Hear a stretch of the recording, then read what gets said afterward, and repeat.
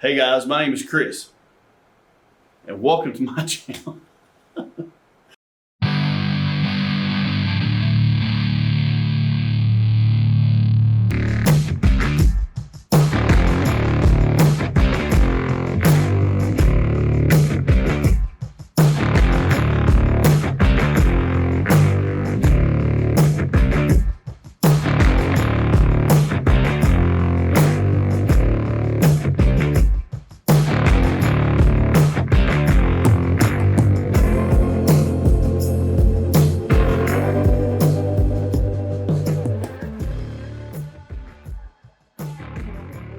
Hey, what's up? My name is Chris, and I'm the Kentucky photographer, and welcome to my channel.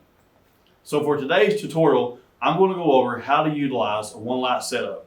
In this setup, you're going to see me using a white umbrella, a Digibee 800, a white V-flat for a little bit of light bounce, and also a silver reflector. One of my favorite things about one light setups is it doesn't require a big space to do this.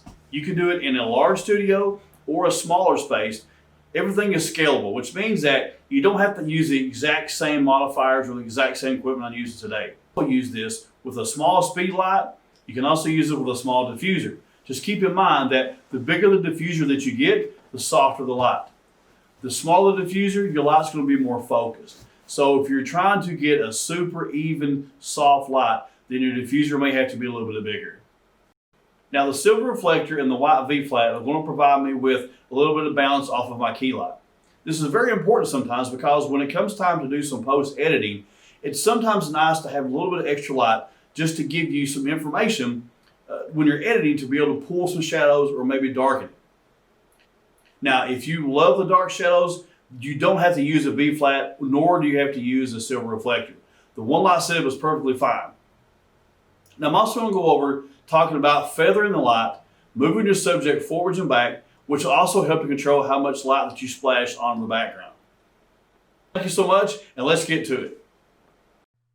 Hey guys, so welcome back. So real quick, let me just go ahead and talk about when you're working with your client, before you even start setting up your equipment, you should always figure out which side of the client, which side they prefer on the other. So everybody always has a favorite side, which is always able to determine by just speaking with the client. And if they somehow tell you, I don't know my favorite side, I always refer back to can you show me how you would take a selfie. 9 times out of 10, when they throw the selfie hand up or what they're going to do, they always figure out which one's their favorite side. So that's always a very important part of this process before you even start setting your equipment up. So once you have determined the selfie side, that's where the equipment normally starts being set up. And I usually set my equipment up at about 45-degree angles to that side. Once it goes up, I start talking with the model and just kind of explaining the process of what's going to go on.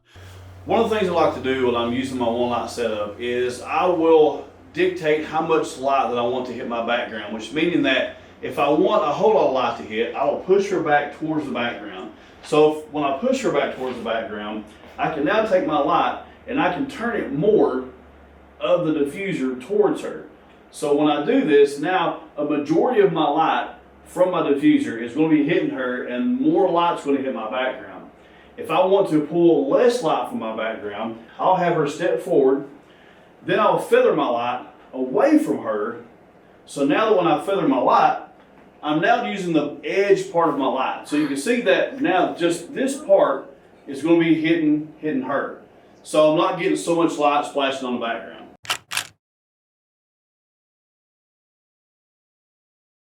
To note that when you're working with your client or your model, that you're giving them directions on which way to turn left or turn right. You're the photographer and you know that where your light is set up, so it's important for you to make them aware of if they're turning too far left or too far right, because you need to make sure that you keep them in light. Alright, so one of the things I like to do when I'm using a one light setup is I will sometimes incorporate either a white V-flat for some bounce, or I'll use a silver reflector. So for this part of it, I'm going to be using a white V-flat. So what the V-flat provides is when I'm using my one light setup, or my one light, this light is going to, when it fires, it's going to fire, it's going to hit her, it's going to hit the white side of the reflector, of the V-flat, and it's going to provide a little bit of bounce, meaning that the light is bouncing off of the white V-flat and it's filling in some of the shadows to her right side. This also allows me in post edit to have a little bit of play with how much light that I want. Just in case it was too dark and my light fall off was too shallow, this is going to allow me to have some of my bounce off of this in order to pull shadows from my edit, or to be able to make them a little bit darker.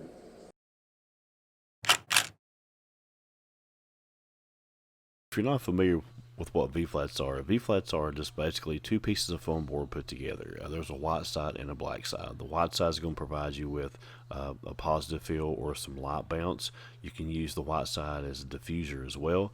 The black side is going to provide you with the negative fill, which means that it's going to give you some darker shadows and it's going to subtract light, which is very handy sometimes to have. Part of this, I'm also using a white V-flat. Now, the V-flats are one of my favorite things to use. They have a white side, which gives me some bounce, or they have a little black side, which is going to give me some negative light fill, which means that my light is going to absorb on the black. It's going to give me some deeper shadows. The only thing I don't like of the V-flats is sometimes they're a little cumbersome to get in and out. And also the Velcro that's on the V-flats don't last very long. So I've had my V-flats now for almost a year, and the V-flats are now being held together with black tape or some gaffy tape. But like I said, I love the V-flats and I use them a lot. That's my only downfall. They're going to run you about $150 to $180 for one V-flat. Another one of my favorite tools to use in studios or even outdoors are reflectors. Reflectors are really compact and they fold easily into small backpacks. Now, if you don't have a stand available, you can also use the client's mom or dad or a family member, boyfriend, girlfriend, whoever available to hold this. This also gives them something to do as they're sitting and watching the whole process throughout the day.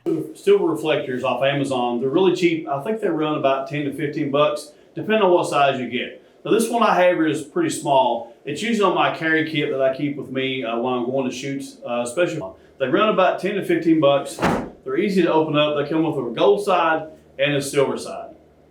I will say that when using reflectors, you have to be very careful of how much light that you're having to hit the reflectors. Now the silver reflectors tend to be very specular, which means that you're going to get some pretty hot highlights on the model versus what the V-flat's going to give you. The V-flat's going to give you more of a cool, a more softer feel than what the silver reflector is going to give you.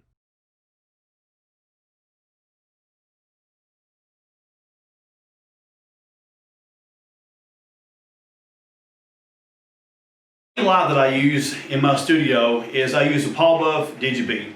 I started off using Alien Bees when I first got into doing studio work, and I've slowly progressed up to doing Digibees. I really like the Digibee. They're super dependable, they're lightweight, and they're small, which means that when you have small studios, they're not going to take up a whole lot of space when you're trying to store it when it comes time, when you're done with your shoots, you want to put them up. Digibees are awesome. They come with this little cone that comes on here to protect your flash strobe. The controls on the back are super easy to read. They're not very technical. The information is very easy to read. So I highly suggest using the Paul Buff stuff. It's one of my favorite things to use. I'm shooting this video today on my Sony a7 III. Now I mentioned before, I just switched over to Sony from Nikon a few months ago. I used to shoot with a Nikon D750.